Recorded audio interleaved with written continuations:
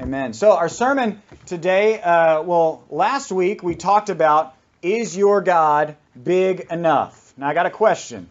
Can you shrink God? In the real world, can you shrink God is like me saying, can I shrink TJ? No, you can't. I can't think hard enough and make TJ shrink. He's real. He's real. But we walk around in our heads with a picture of who God is and what he can do. And so last week we talked about how we can walk around with this idea of God is small. God is small. He can't do this. He can't do that. He doesn't affect this part of our life. God is the biggest thing in the universe. The most important thing in the universe. And we talked about if we find ways to make God small, what it connects to is this issue of trust. And if we feel like we can't trust God, we feel like God doesn't have our best interest at heart, then we find ways to shrink him. Because you don't want a big, bad, powerful God if you feel you can't trust him. And so what we're turning to this week is this idea of God is a big creator and a big sustainer, but I just want to reemphasize from last week, the reason we know we can trust a big God is because we can trust a big Jesus. So just hold on to that at the beginning. You say, man, it is hard for me to trust that there's a big creator. It's hard for me to trust there's a big sustainer. Trust that there's a big Jesus. Amen. Trust there's a big Jesus. He died for you, loves you, and he rose on the third day. So we'll get into it. We're going to be looking at Genesis 1 in Psalm 104. Let me raise this up a little bit. Genesis 1 in Psalm 104, if you want to start opening your Bible there. Let's go ahead and have our first slide, get our brains ready. Original work. Original work. Who's that a painting of? George Washington? Oh, you just shout stuff out. Who's it? Mona Lisa. Mona Lisa. And Michelangelo painted the Mona Lisa, right? No, Leonardo da Vinci. This guy knows everything. Leonardo da Vinci. And those paintings look a little bit similar. I got a question. Which one of those women looks older? The one on the right or the left? Right or left? No wrong answer, but there is a right answer. Yeah, the one on, well, I guess, that'd be y'all's left side. The one on y'all's left side looks a little bit older. That is the painting of the Mona Lisa in the Louvre. Alice and I hope to go to Europe this fall, and we might get to see that painting, but I've been told the line's really big and the painting's only this big. Now, Leonardo painted that sometime in the 1500s, I believe, a long time ago. I wasn't there.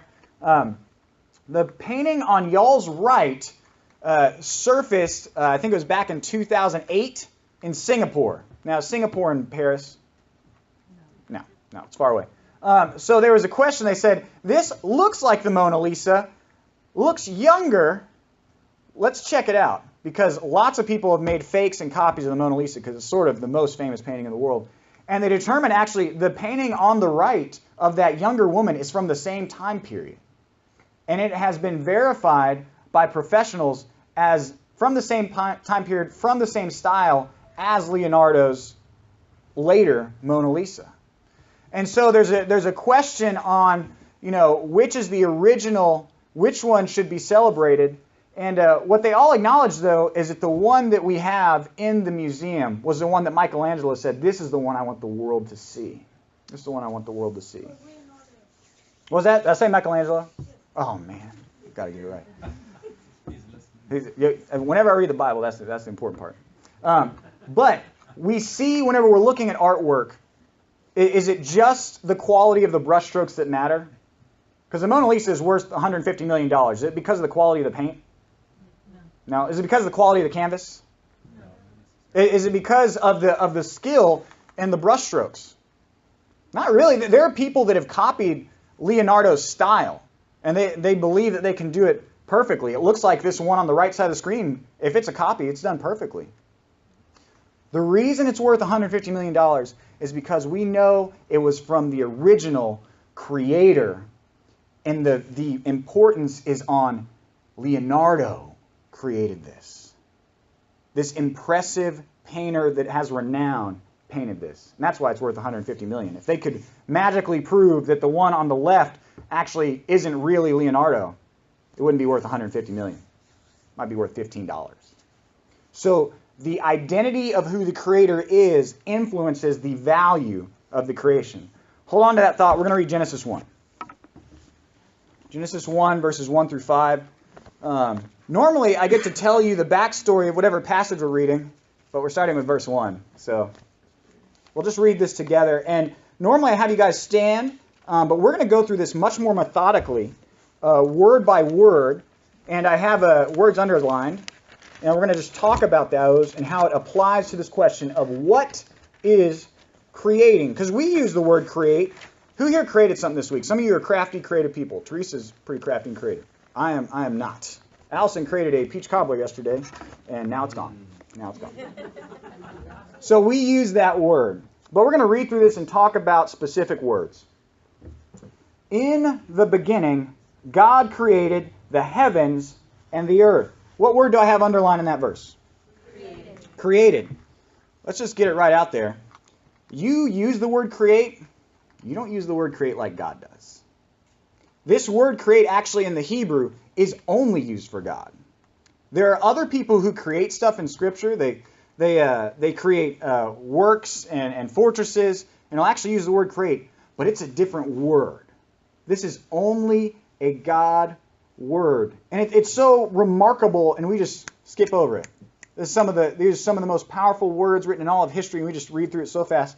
In the beginning, God created. The first act in all of history is God did this thing that only God can do. That only God can do.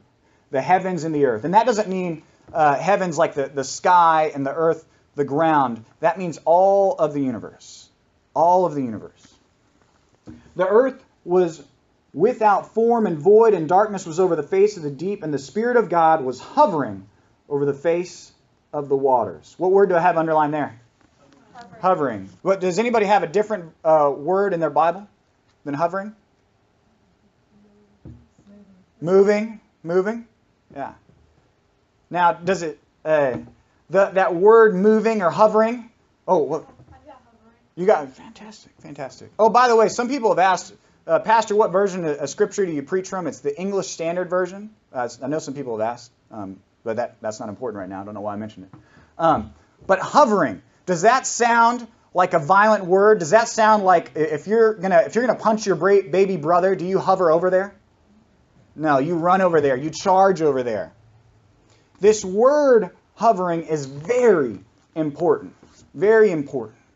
Whenever the ancient people read this, whenever those ex-slaves who would become the Israelites heard this story, that word hovering was important because here's the deal. With all the other religions, Mesopotamia, Baal, the Egyptian religion, the story of creation is not a story that is peaceful like this. It's a story of battle. You look at almost every ancient religion and some god is fighting another god. There's blood. And actually, for the Mesopotamian religions, where later whenever Abraham is coming out of his land, they believed that part of the world was made because one god killed another, and that's how he made the world. But we just see, what is the verb that God is doing? There's all this scary stuff, darkness, deep, but it just says the Spirit of God is hovering. Nobody's clawing God down. Nobody's punching God. There's peace. Nobody contends with this Creator God. There is no struggle. Let's continue on. Verse 3, and God said, let there be light, and there was light. What verb do I have underlined there? Said. This is the common everyday word for said. We said create is a very special word. Only God can do it. This is the word for said. If it says David said something, if it says Moses said something. Now, that doesn't mean that God has magical divine vocal cords and they were vibrating. What it's pointing out is that this is effortless. This is effortless. Just like you would say, turn on the lights. That's all the effort it took from God. It wasn't some struggle. He didn't have to, clench his fist. He just speaks. And there was light. And this is so huge. Think about this in the ancient world where they've heard, all the gods have to fight. They have to kill each other. They have to battle. There's wars. There's ancient dragons they have to worry about. No, the real God creates only like he can. And what does he have to do to create? Is it a struggle? He speaks. He speaks. And there was light. Verse 4, and God saw that the light was good, and God separated the light from the darkness. And you'll notice I've been underlining all the verbs. I've been underlining almost all the verbs because really this story is about what God does. So in verse 4, what do I have underlined? Saw. I got saw and separated. Let's talk about saw first. This is a big deal. This is a big deal. You will completely misunderstand creation if you don't understand saw. This is the word for God is perceiving. It's not just, I look at Chad. It's that I can tell that he's in the room. It's a full awareness of it. There's not a hidden part of light. There's no place where it's escaping him. He has seen all of it.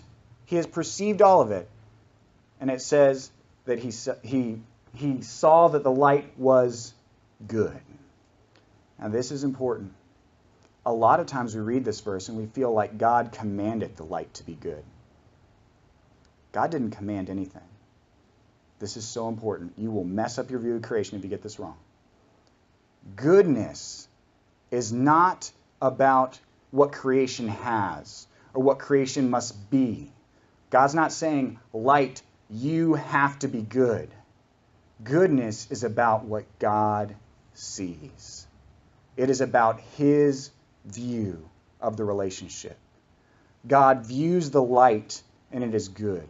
It's not something that the light can take home and put in a box and say, ooh, God gave me goodness. This is for me.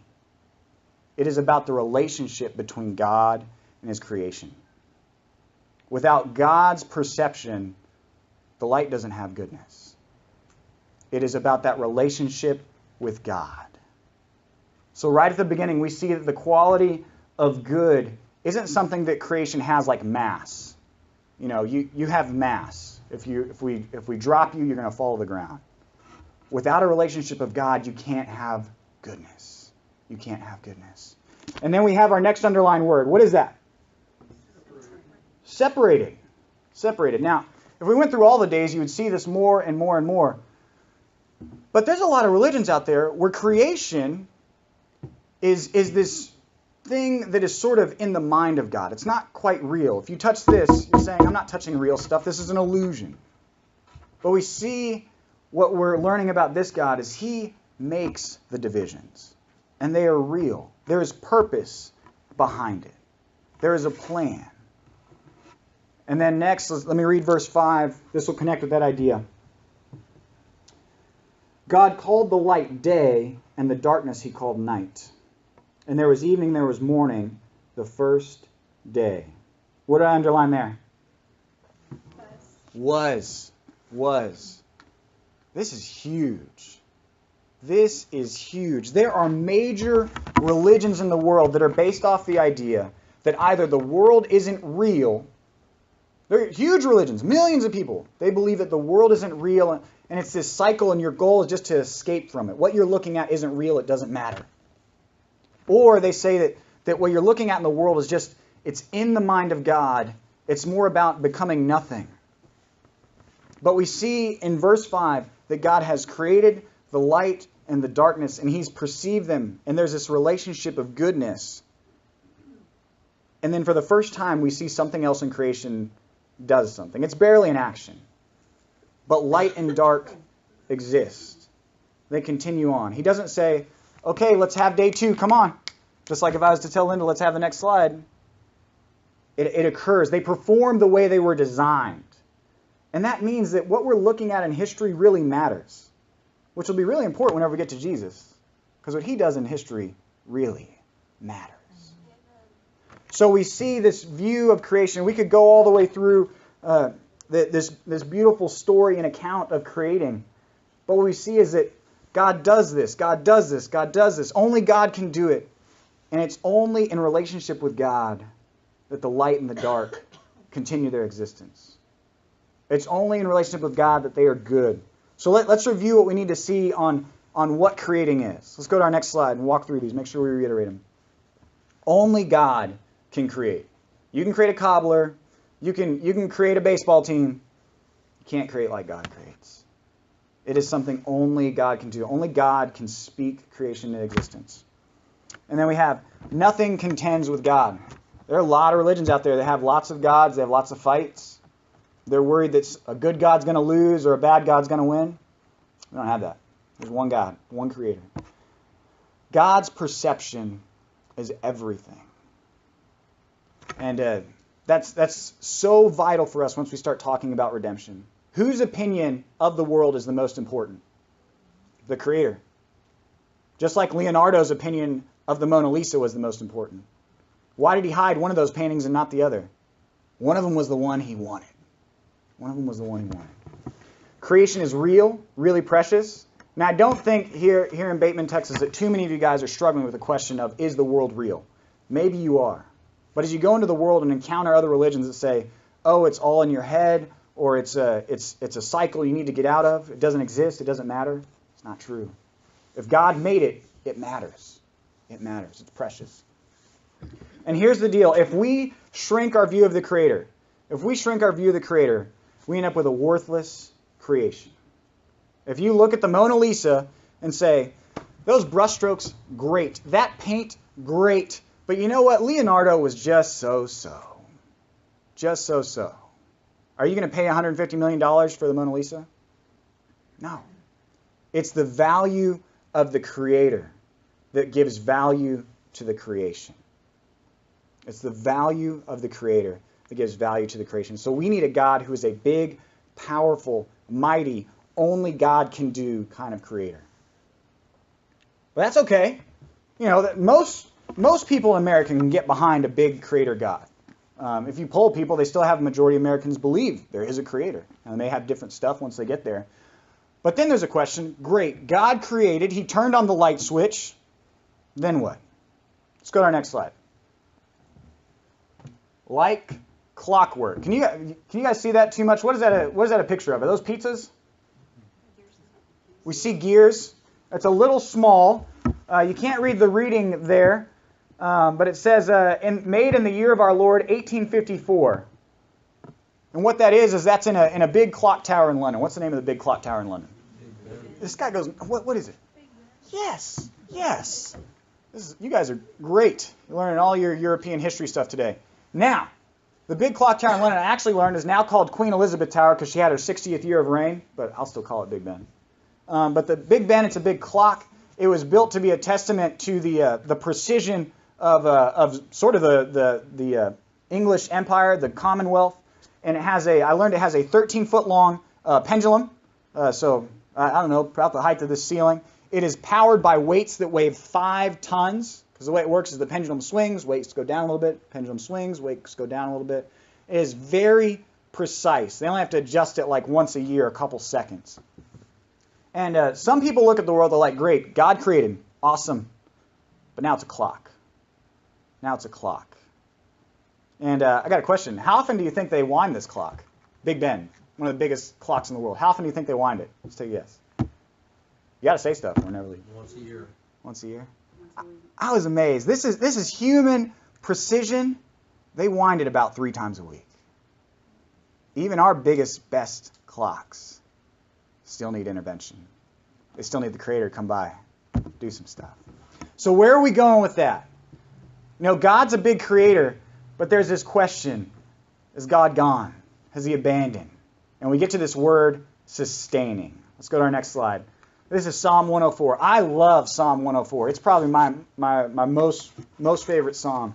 It is the story. It has another version of telling what it looks like whenever God made the world, but it's also about that ongoing relationship throughout it all. Can't read it all because then you guys would be here until 2 o'clock.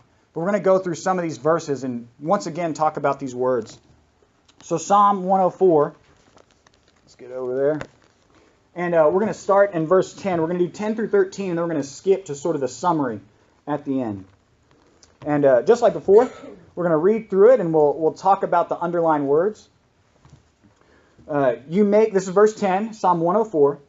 You make spring gush forth in the valleys. They flow between the hills.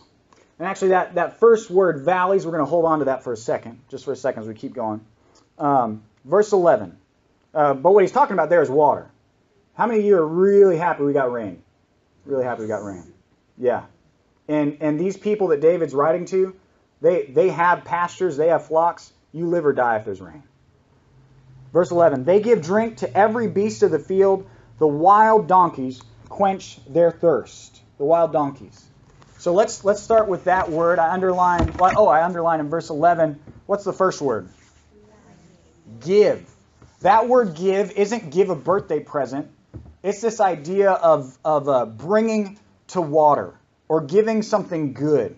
It's a lot of times used for a shepherd and how they treat their flocks. God looks at the world with the same passion and sincerity of a shepherd. Who here keeps cattle? Who here keeps cattle at all? Do you know a couple of your cows? You've seen them. There's the ones you pet, the ones you love. Some people have huge herds and they know them all. They all have a name. Some of them they're just all called hamburger. But for David's world, the shepherd knew their sheep, and you took care of them. You gave them good things. And what's the next word? Drink to every beast of the field. That literally could be the word pasture. Pasture. Who here owns a pasture? Yeah, I just saw some pastures yesterday. Pastures take work. You can't just sit there and hope that it'll turn out okay. How long does it take for the bushes and the brambles to overtake a pasture? A year, maybe 2 years? Yep. Then it's not a pasture anymore. How long does it take, Howard? I got overrun inside of 3 months. Inside of 3 months. Takes care, takes work for a pasture. And then the next word, animal that we don't have too much around here, it says the wild donkeys. Wild donkeys. Do we have wild donkeys in Central Texas? No. 2-legged or 4? Well, here's the idea. What does wild donkey mean for David's people? Who here, do we ever see stray cats? Yes. Yeah. Who here loves stray cats? You're allowed to be a shelter mom and love stray cats. I don't love stray cats. And in general, we don't love stray cats. If you hear something banging around in your garbage, and it's a stray cat, you're like, man, I wish that thing wasn't there. Go someplace else. Wild donkeys are sort of the same way. They're there, and a donkey in the ancient world is a great thing if you have it tamed. But if it's wild, it's not helping. Because my understanding is donkeys are sort of hard to tame once they're wild. So it's like a big stray cat that eats your crops or eats your grass. But it's saying that God, He has this pasture. He's like a shepherd. And it's not just to the animals you like, but to the stray cats. To the stray cats. Verse 12. Beside them the birds of the heavens dwell. In general, we like birds. They sing among the branches. What word I got underlined in verse 12? Heavens. So now I'll tie this together. That word that I skipped in the first verse is valleys. Is valleys. Now the land of Israel, Palestine, is a hilly place. It's sort of like going out sort of towards Marble Falls, Midwest Texas. They call it the hill country. And they have hills and valleys. They do have some really tall mountains, some 5,000, 6,000 feet. But most of them it's just like steep valley, ravine with a dry creek bed, steep valley. And what David is doing is he's taking the reader on a journey from, you're down in this valley, you see this sort of dry place, and what he's talking about is those springs gush forth. They're dry 360 days out of the year, but when it rains, when the springs gush, it's green, and it flows fast. You can actually get in trouble if you're in there. It's a flash flood. And then he sort of takes their eyes up and he says, oh, and you see on the bank there, you see this wild donkey. It's sort of worthless. God cares for that. And he takes their eyes up more, and they see the birds. Most of us here like to hear birds singing, unless it's a rooster at 5 o'clock in the morning. But then he takes his eyes up more, and that word heavens doesn't necessarily mean the place where God resides, at the top of the universe. Heavens is also the word for sky. So you're raising your eyes up out of this valley. It felt so dry and worthless, but God's taking care, God's taking care, God's taking care. And he's saying that all through this spectrum of creation, he sees God's care. And then verse 13, from your lofty abode you water the mountains. The earth is satisfied with the fruit of your work. What word did we underline there? Mountains, and earth, and work. And that mountains is the pinnacle there. That mountains is the pinnacle. That usually in sort of the Israel area, Mount Carmel, you've heard of that one before, was one of the highest places. If Mount Carmel has white stuff or it has rain clouds on top of it, it means everybody's going to benefit. See, here we have rain come all over the place. But what they hope for, if you have a mountain nearby, is that rain happens up there. Because what happens to the water? It comes down. And so as he's looking out of this valley, up to the birds and the treetops, and then even off into the distance and sees the mountain, he says, your provision is everywhere. You're not just a shepherd here or a shepherd there. You're a shepherd everywhere. And that's where that next word, what's the next word I have underlined? Earth. This is the big view of land. Sort of like saying the whole land that you have given us, you care for us. What's one of Israel's major promises? It's called the promised land. God can care for all of it, not just the dry wadi, the stream, not just the place where the birds are, even up to the highest mountains. He can care for all of it. And then it says last, with the fruit of your work. And just to keep us going, that doesn't mean whenever God used his muscles, whenever God sweated. It's the idea of the works he has done. He has done great works, great deeds. We don't usually use that word. Deed for us means a piece of paper. But it's the great things he has done. And so the psalm continues on. It's sort of given us this low to high view of creation. And then it'll talk about the individual creatures. It even talks about people. It goes out to the ocean, which is really scary for Israelites because they didn't usually do a lot of sea travel. Jonah tried it once. How'd that work out? Not too good. And so he talks about sea travel. And then we come to verse 27. Let's go to our next slide. And this is the summing up. David has been taking us on this journey for how intimately, how closely does this God care for creation. Verse 27. These all look to you to give them their food in due season. What word we got underlined there? Look. Look.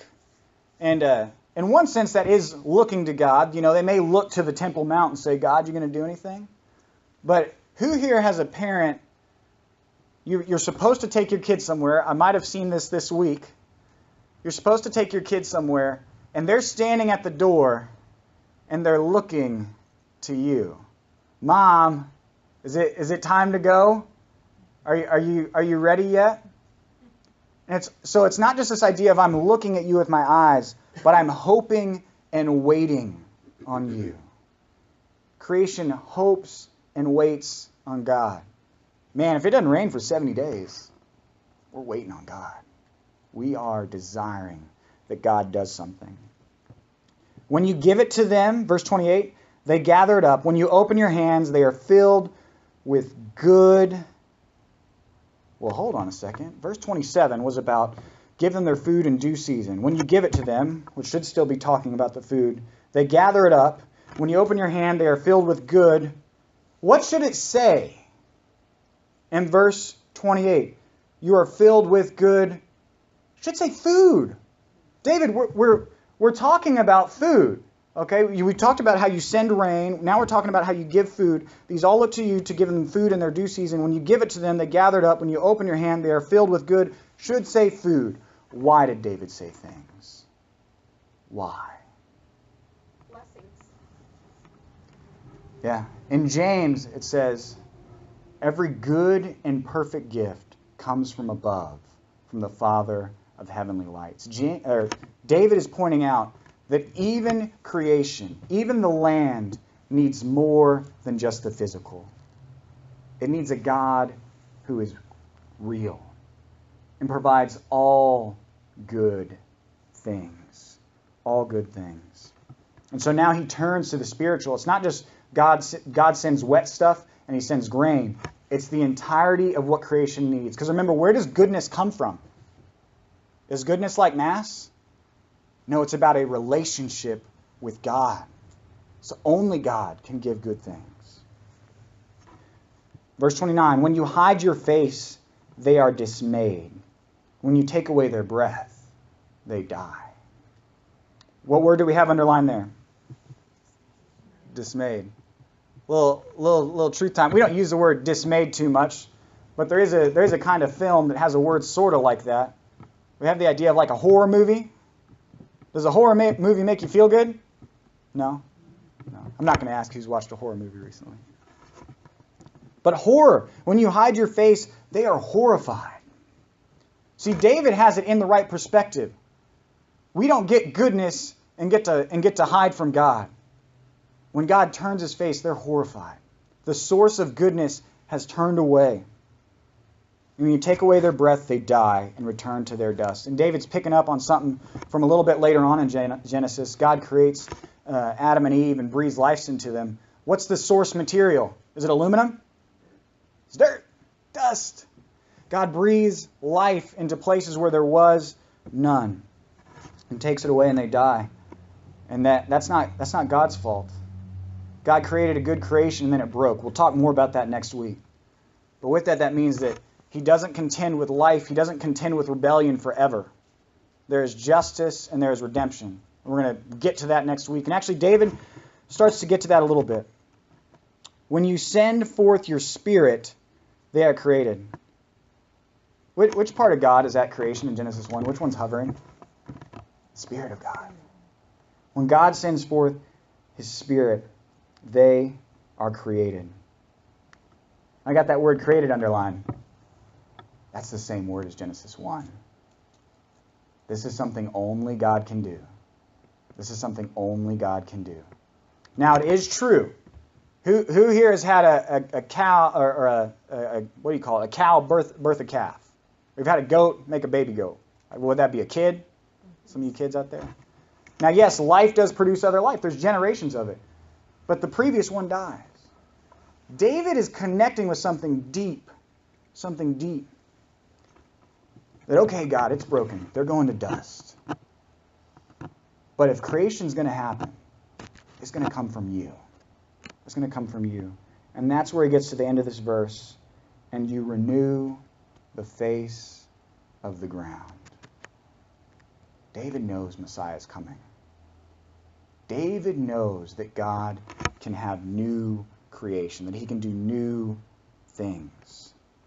And that's the promise of sustaining. So I don't want to go there too much because next week we're talking about redemption. But in the ongoing, David still is very happy to point out, but even in the day-to-day, even in the rain this morning, in the sunshine, in your kids being able to say, yes ma'am, no ma'am, every good thing in your life, whatever that is, has a source. And it's the God who looks at creation and cares about it. Was he like a clockmaker that walked away? No.